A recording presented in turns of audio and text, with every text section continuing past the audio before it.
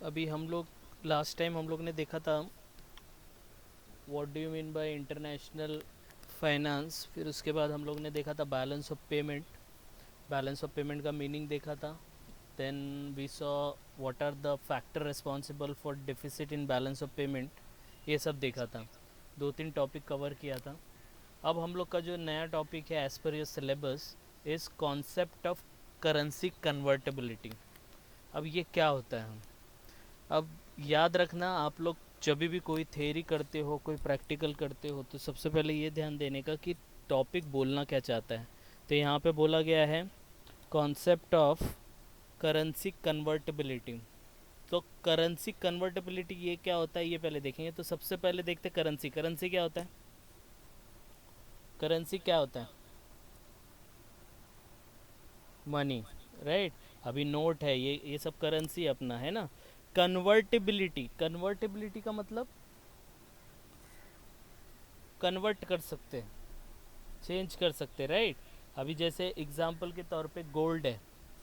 एक तोला गोल्ड को आप कन्वर्ट कर सकते हैं 40,000 में। तो 40,000 rupees is equal to one tola of gold, right. तो उसको हम लोग कन्वर्ट कर सकते हैं। तो वैसे ही होता है करेंसी कन्वर्टेबिलिटी। तो इसका एक्चुअल मीनिंग क्या है? तो इन देखो, यहाँ पे मैंने थोड़ा एक्सप्लेन करने की कोशिश की है अपने लैंग्वेज में। यहाँ पे दिया है, देखो, दिख रहा है ना सबको? स्क्रीन दिख रहा है? हाँ, तो यहाँ पे बोला गया है in today's environment each country is in the world is interdependent to one and other country for various goods and service in order to satisfy various requirement of their respective countries. अभी हर एक country में कुछ ना कुछ goods और service की demand होती है, और वो गुड्स और सर्विस वो कंट्री में नहीं बनता है, उनको बाहर से मंगाना पड़ता है। जैसे एग्जांपल के तौर पे हम लोग के वहाँ पेट्रोल इतना ज़्यादा प्रोडक्शन नहीं होता है, लेकिन हम लोग को पेट्रोल की बहुत ज़्यादा ज़रूरत है। तो हम लोग पेट्रोल गल्फ़ कंट्री से मंगाएंगे, राइट। और गल्फ़ कंट्री में पूरा रेगिस्तान है, वहाँ पे एग्रीकल्चर ज़्यादा नहीं होता है। तो वो हम लोग को पेट्रोल देंगे और हम लोग उनको उसकी जगह पे क्या देंगे? एग्रीकल्चर प्रोड्यूस देंगे। तो अभी का जो एनवायरनमेंट है जिसमें हर एक कंट्री एक दूसरे पर इंटरडिपेंडेंट होती है कि भाई तुम जो गुड्स बनाते वो हमें दे दो, और हम लोग जो गुड्स बनाते वो हम आपको देंगे। तो ये अभी का सीन चल रहा है। अब इसके हिसाब से क्या होता है कि this current situation leads to increase in import और एक्सपोर्ट अमंग वेरियस कंट्री।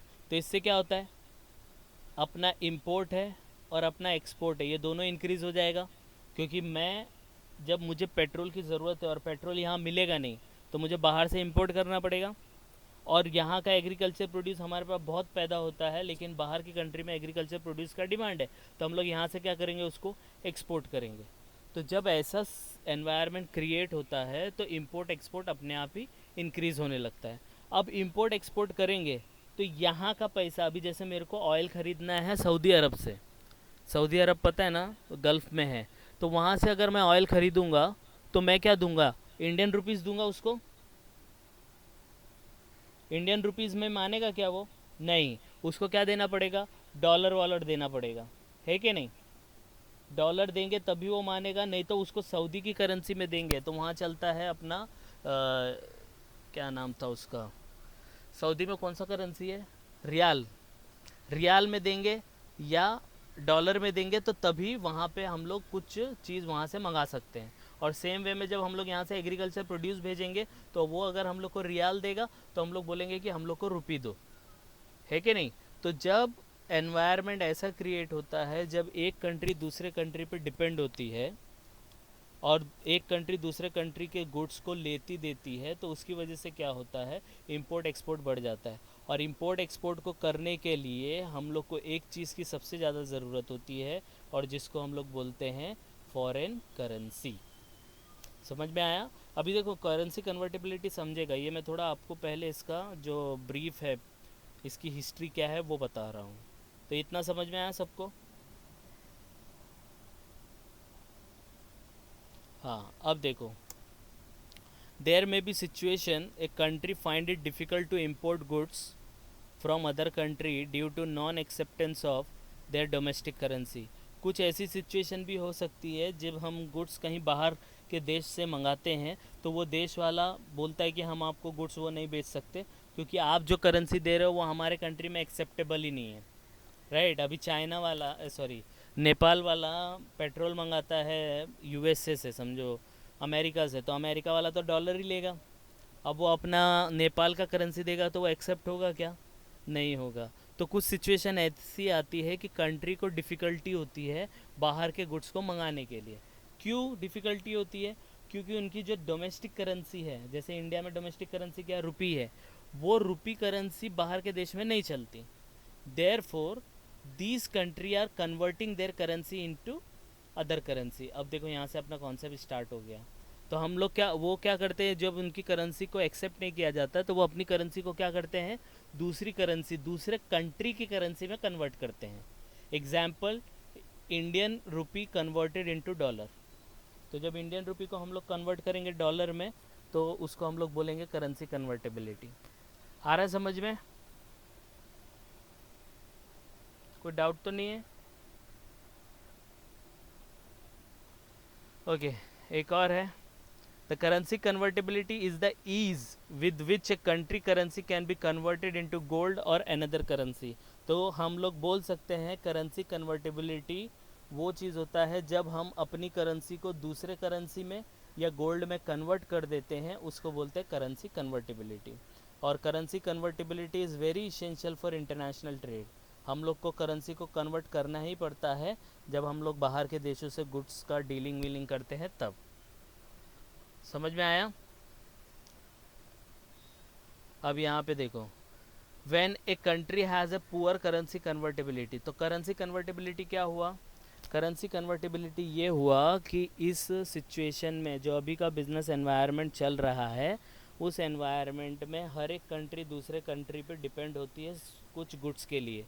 वो गुड्स जो उसके कंट्री में नहीं बनता तो वो गुड्स वो बाहर के कंट्री से मंगाती है, और जो गुड्स वो अपने कंट्री में बनाती है वो गुड्स को वो बाहर के देशों में बेचती है। तो जब ये बेचना खरीदना स्टार्ट होता है तो इंपोर्ट एक्सपोर्ट इंक्रीज़ होता है, और जब इंपोर्ट एक्सपोर्ट इंक्रीज़ होता है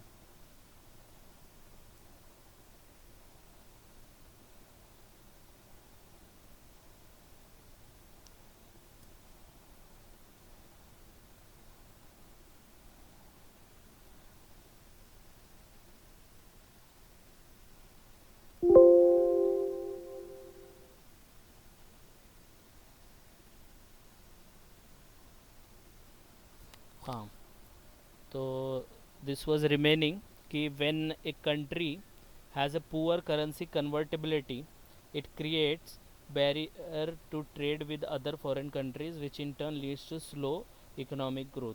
तो हम लोग ने अभी देखा कि करेंसी कन्वर्टेबिलिटी ये होता है कि जब हम लोग किसी कंट्री से कोई माल मंगाते हैं, कोई गुड्स मंगाते हैं, और उसको जब पेमेंट करने आता है तो वो हम अपने डोमेस्टिक करेंसी में नहीं दे पाते, तो हम लोग अपनी करेंसी को दूसरे करेंसी में कन्वर्ट करते हैं।